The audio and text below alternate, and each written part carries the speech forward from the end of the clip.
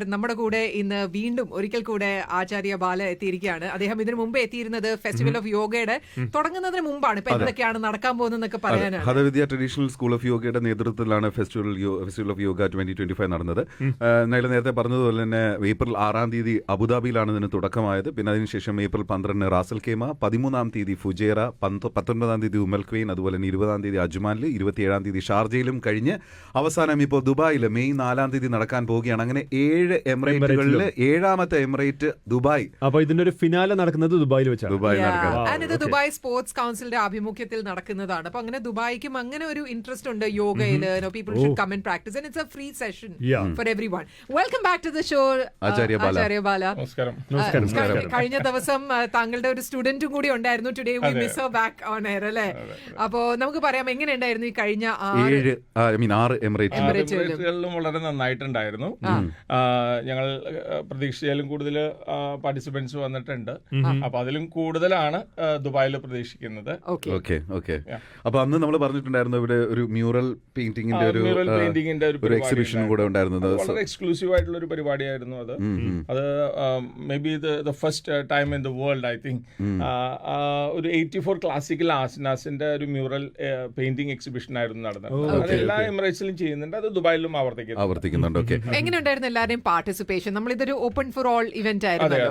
അപ്പം നമ്മൾ ഇത് ഓൺ എയർ പറഞ്ഞിരുന്നു. അല്ലാതെ തന്നെ ഇപ്പം യോഗ ഇത് ചെയ്യണമെന്ന് ആഗ്രഹമുള്ളവരൊക്കെ ഓൾറെഡി വന്നിട്ടുണ്ടാവണം. അപ്പൊ എങ്ങനെയായിരുന്നു ഇതിന്റെ ജനങ്ങളുടെ പാർട്ടിസിപ്പേഷൻ? പല ഭാഗത്തു നിന്ന് ആളുകൾ വന്നിട്ടുണ്ടാവും. ഒരു എമിറേറ്റ്സിന് മാത്രമല്ല. ഇപ്പൊ നമ്മള് ആ ഒരു എമിറേറ്റിൽ ഏതെങ്കിലും ഒരു എമിറേറ്റിൽ പരിപാടി നടത്തുമ്പോൾ ആ ഭാഗത്തു നിന്ന് മാത്രം ഉദ്ദേശിച്ചത്, പക്ഷെ അവിടുന്ന് അല്ലാതെ പല ഭാഗത്തും വന്നിട്ടുണ്ടായിരുന്നു. ഫസ്റ്റ് ടൈമേഴ്സ് ഉണ്ടായിരുന്നു. ഇത് ഫുള്ളി പാക്ഡ് ആയിട്ട് കാലത്തൊരു 9 മണിക്ക് ആരംഭിച്ചിട്ട് വൈകിട്ട് ഒരു 3:30-4 മണി വരെ ആയിരുന്നു. എമിറേറ്റ്സിന്റെ കപ്പാസിറ്റി അനുസരിച്ചിട്ടായിരുന്നു അങ്ങനെ കാര്യങ്ങൾ ചെയ്യുന്നത്. അപ്പൊ നമ്മളിങ്ങനെ ഓരോരുത്തർക്ക്, അതായത് ബിഗിനേഴ്സിന് ഒരു സെഷൻ, കാരണം അവർക്ക് തീരെ അറിയില്ലല്ലോ. പിന്നെ ഇത് ഓൾറെഡി പ്രാക്ടീസ് ചെയ്യുന്നവർക്ക് മറ്റൊരു സെഷൻ അങ്ങനെയല്ല, ഒരു ജനറൽ ആയിട്ട് പ്രോഗ്രാം ഉണ്ടായിരുന്നു. പക്ഷെ അതില് കുട്ടികൾക്ക് മാത്രമായിട്ട് ഒരു പ്രത്യേക സെഷൻ, മുതിർന്നവർക്ക് മാത്രമായിട്ട്, അതായത് സീനിയർ സിറ്റിസൺസിന് വേണ്ടി മാത്രമായിട്ടുള്ള ഒരു കോർപ്പറേറ്റിനുള്ള പ്രോഗ്രാംസ് ഉണ്ടായിരുന്നു. അത് അബുദാബിയിലുണ്ട്, അത് സെയിം ഇത് തന്നെ ഇവിടെ ദുബായിലുണ്ടാവും. ഈ ദുബായിൽ നടക്കാൻ പോകുന്ന May 4th നടക്കാൻ പോകുന്ന ഇവന്റിൽ ഇപ്പൊ ആർക്കെങ്കിലും പാർട്ടിസിപ്പേറ്റ് ചെയ്യണമെങ്കിൽ അത് എങ്ങനെയാ ചെയ്യാം? അവർക്ക് festivalofyoga.com പോയിട്ട് കഴിഞ്ഞാൽ രജിസ്റ്റർ ചെയ്യാൻ പറ്റും. ദുബായിലെ ഇവിടെ ഗ്രാൻഡ് എക്സൽസിയർ ഹോട്ടലിൽ ആണ് നടക്കുന്നത്, മൻകൂളില്. രജിസ്റ്റർ ചെയ്തവർക്ക് മാത്രമായിരിക്കും? അല്ല, ഓൺ സ്പോട്ട് രജിസ്ട്രേഷൻ ഉണ്ട്. ഈ പറയുന്ന പോലെ ഫെസ്റ്റിവൽ ഓഫ് യോഗ നടക്കുകയാണ്.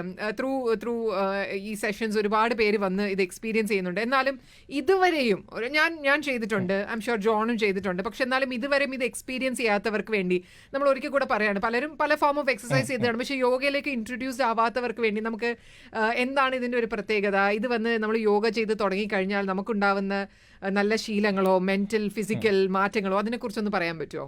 തീർച്ചയായിട്ടും. യോഗ ആരംഭിക്കുന്ന ഏതൊരു ആളും ആദ്യം ഉദ്ദേശിക്കുന്നത് അവരുടെ മാനസിക സംഘർഷങ്ങളൊന്ന് കുറയ്ക്കുക എന്നുള്ളതാണ്. പിന്നെ അതുപോലെ അതുമായിട്ട് ബന്ധപ്പെട്ട് രൂപപ്പെടുന്ന ജീവിതശൈലി രോഗങ്ങളെ കൂടിയും കുറയ്ക്കുക എന്നുള്ള ആവശ്യം കൊണ്ടാണ് പലരും യോഗയെ സമീപിക്കുന്നത്. അപ്പൊ ആ ഒരു രീതിയിൽ നോക്കുമ്പോൾ ഞങ്ങളുടെ സിസ്റ്റത്തിൽ ആണെന്നുണ്ടെങ്കിൽ ഫസ്റ്റ് ഒരു ബോഡി കണ്ടീഷണൽ മെത്തേഡ്സ് ഉപയോഗപ്പെടുത്തുന്നത് കൊണ്ട് ഏതൊരു ആൾക്കും, ഏതൊരു ഫിസിക്കൽ കണ്ടീഷനിലുള്ള ആൾക്കും ജോയിൻ ചെയ്യാവുന്നതാണ്. പിന്നെ അവരുടെ ഇംപ്രൂവ്മെന്റിനനുസരിച്ച് അതിന്റെ സീക്വൻസുകളും കാര്യങ്ങളും മാറിക്കൊണ്ടിരിക്കും.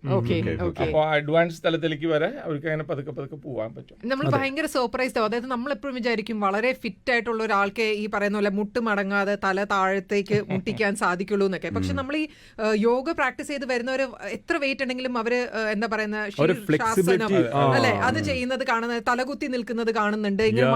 സോ അത് over a period, over practice, breath, focus ഇതെല്ലാം കൊണ്ടുവന്നിട്ടാണ്. തീർച്ചയായിട്ടും ഇത് ഒരു കേവലം ഒരു ഫിസിക്കൽ ആസ്പെക്റ്റിൽ ഇതിനെ നോക്കി കാണാൻ പറ്റില്ല. കാരണം എന്താ വെച്ച് കഴിഞ്ഞാൽ ഇത് ബാലൻസ് ഡെവലപ്പ് ചെയ്യുകയോ അല്ലെങ്കിൽ ഫ്ലെക്സിബിലിറ്റി ഇത് മാത്രമല്ല അവിടെ ഉണ്ടാവുന്നത്. പൂർണ്ണമായിട്ടുള്ള ഒരു അവബോധത്തോട് കൂടിയിട്ടാണ് ഓരോ മൂവ്മെന്റ്സും ചെയ്യുന്നത്. അപ്പൊ അതിലേക്ക് എത്തിച്ചേരാൻ വേണ്ടിയിട്ട് ഇതിന്റെ അവസാന സ്റ്റേജിലേക്ക് എത്തിച്ചേരാൻ വേണ്ടിയിട്ട് വിവിധ നിലകൾ ഉണ്ടായിരിക്കും. അതൊരു ആചാര്യയിൽ നിന്ന് നേരിട്ട് മനസ്സിലാക്കി എടുക്കേണ്ട ഒരു കാര്യമാണ്. ഇപ്പോ ഞങ്ങളുടെ ഒരു പ്രത്യേകത എന്താണെന്നുണ്ടെങ്കിൽ ഇപ്പോൾ ഒരു ഗ്രൂപ്പ് ക്ലാസ്സിലാണെങ്കിൽ തന്നെ ഓരോരുത്തർക്ക് ഇൻഡിവിജ്വൽ ആയിട്ടാണ് ഇൻസ്ട്രക്ഷൻസ് കൊടുക്കുന്നത്. അപ്പൊ അതുകൊണ്ട് ഒരു വലിയ മാസിനെ ഒരേ സമയത്ത് നമുക്ക് എടുക്കാൻ പറ്റില്ല. ഓരോരുത്തരുടെയും ബോഡി കണ്ടീഷൻ അനുസരിച്ചിട്ട് അപ്പൊ ഈ സെഷൻ നടക്കുന്ന സമയത്തും ഇത്തരത്തിൽ പല പല ഞങ്ങളുടെ വളണ്ടിയേഴ്സ് ഉണ്ട്, അതായത് എക്സ്പീരിയൻസ് ആയിട്ട് ടീച്ചേഴ്സിന് തന്നെ സപ്പോർട്ട് ചെയ്യുന്നുണ്ട്. കാരണം വെച്ച് കഴിഞ്ഞാൽ അവിടെ വേറെ ഇഞ്ചുറിയോ അങ്ങനെ മറ്റുള്ള കാര്യങ്ങൾ വരാൻ പാടില്ല. പിന്നെ കോംപ്ലിക്കേറ്റഡ് ആയിട്ടുള്ള പോസ്റ്റേഴ്സും മറ്റുള്ള കാര്യങ്ങളൊക്കെ നമ്മൾ ഒഴിവാക്കിയിട്ടുണ്ട്. കാരണം ഫസ്റ്റ് ടൈമേഴ്സ് അല്ലെങ്കിൽ അധികം പരിചയമില്ലാത്തവർ അത്തരത്തിലുള്ള കോംപ്ലിക്കേറ്റഡ് പോസ്റ്റേഴ്സ് ചെയ്യുമ്പോഴത്തേക്ക് പിന്നെ അത് അതുപോലെ തന്നെ ഇരുന്ന് പിന്നെ അവർ തിരിച്ചു നേരെ വരണം. പിന്നെ അടുത്ത ആഴ്ചത്തെ ക്ലാസ് എന്ന് പറയാൻ പറ്റില്ലല്ലോ.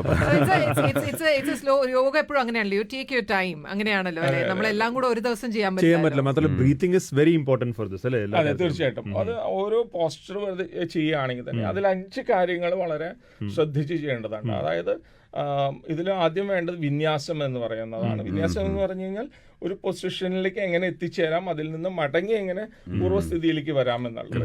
അതോടൊപ്പം തന്നെ ആ നിലയിലേക്ക് പോകുന്നതോടൊപ്പം നമ്മുടെ ശ്വാസത്തിനെ ഈ മൂവ്മെന്റ്സ് ആയിട്ട് സിങ്ക്രണൈസ് ചെയ്യണം. അപ്പൊ ശ്വാസവും ശ്രദ്ധിക്കണം. അതിനുശേഷം ആ പൊസിഷനിൽ എത്ര ദീർഘനേരം നിൽക്കാൻ കഴിയുമെന്നുള്ളത്.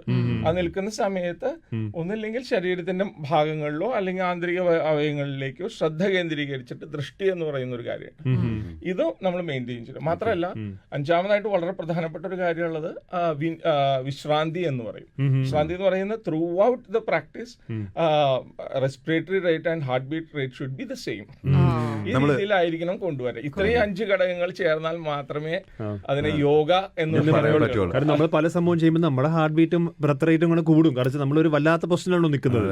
വായിച്ചറിഞ്ഞിട്ടുള്ള ഒരു കാര്യമുണ്ട് ആചാര്യ, അതായത് നമ്മൾ യോഗയും സംഗീതവും എന്ന് പറയുന്നത്, ഇപ്പം സംഗീതം എന്ന് പറയുന്നത് അതിന് പല പല ശ്രുതി, ലയം, താളം ഇതെല്ലാം കൂടെ ചേർന്നാണല്ലോ. അപ്പൊ യോഗാസനം ചെയ്യുമ്പോഴും അത്തരത്തിലൊരു ഒരു സംഗീതത്തിന്റെ ഒരു പ്രസൻസ് അവിടെ ഉണ്ട്.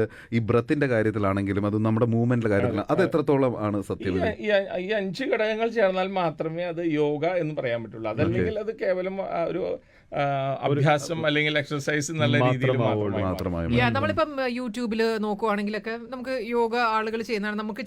നമ്മൾക്ക് വേണമെങ്കിൽ അത് ഫോളോ ചെയ്ത് ചെയ്യാം. പക്ഷെ ഇപ്പം ആചാര്യ ബാല പറഞ്ഞതുപോലെ നമ്മൾ അതിന്റെ ഒരു പ്രോപ്പർ ഒരു ട്രെയിനറുടെ അടുത്ത് പോയി എന്താണ് ഇതിന്റെ ഒരു സോൾ പേർപ്പസ് എന്ന് മനസ്സിലാക്കി നമ്മൾ അത് പഠിച്ച് ചെയ്യുന്നത് തന്നെയായിരിക്കും ഉചിതം. ഓക്കെ, അപ്പൊ ഒരിക്കൽ കൂടെ നമ്മൾ റിമൈൻഡ് ചെയ്യാണ്. നമുക്ക് ആ ലൊക്കേഷൻ ഒരിക്കൽ കൂടെ പറയാം. ഈ ഗ്രാൻഡ് എക്സൽസി ഹോട്ടൽ മൻകൂൾ അല്ലേ? Grand Excelsior Hotel in Mankhool. അപ്പൊ മെയ് 4-ാം തീയതിയാണ് ദുബായിൽ ഈ സെഷൻ നടക്കുന്നത്. റൈറ്റ്. അന്നത്തെ ദിവസം നമ്മുടെ മിഥുന്റെ ബർത്ത്ഡേ കൂടിയാണ്. അപ്പം മിഥുന് നമ്മൾ രാവിലെ അങ്ങോട്ടേക്ക് അയക്കാനാണ് പ്ലാൻ. അപ്പോൾ thank you once again Acharya Bala for joining us on air. Thank you very much. Thank you.